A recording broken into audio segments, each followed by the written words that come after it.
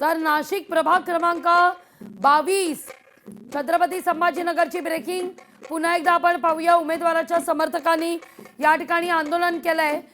निकाल चुकीचा दिला, नारायण कुचेंच्या बहिणीला चुकीच्या पद्धतीने निवडून दिलं असं या ठिकाणी म्हटलं जात आहे। गरवारे मतदान केंद्रावर आंदोलन करण्यास सुरुवात झालेली आहे।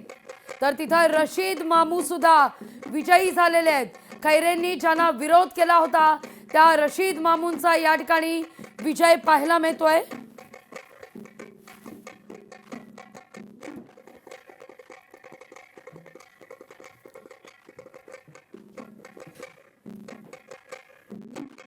मतदाराचा मी अभिनंदन करतो की त्यांनी मला निवडून दिला।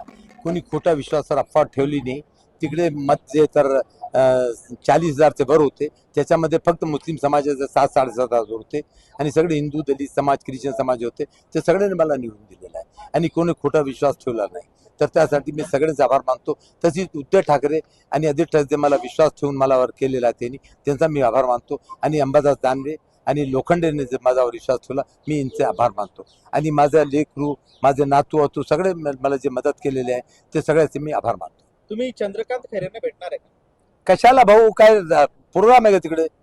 काय प्रोग्राम नाही? मी कुठे प्रोग्रामातला तर जाऊ ना मी, त्यांनी कार्ड दिला तर। चंद्रकांत खैरे ज्येष्ठ नेते कोणाचे पक्षाचे? ते उद्धव ठाकरे, त्यांच्या खाली आदित्य ठाकरे आणि इथं शहरामध्ये अंबादास दानवे। चंद्रकांत खैरे नाहीये? अगर होते तर ते कोणामध्ये सांगायचे होतं? काय सांगायचे? पब्लिक मध्ये सांगायचे का पार्टीचं नुकसान केलं आणि पार्टीने त्याला नाही दिला का? खासदार आमदार केला, पेन्शन चालू आहे त्यांना, मग कशात सांगितलं? कोण त्याच्यावर नुकसान झालं ना महाराष्ट्राचा?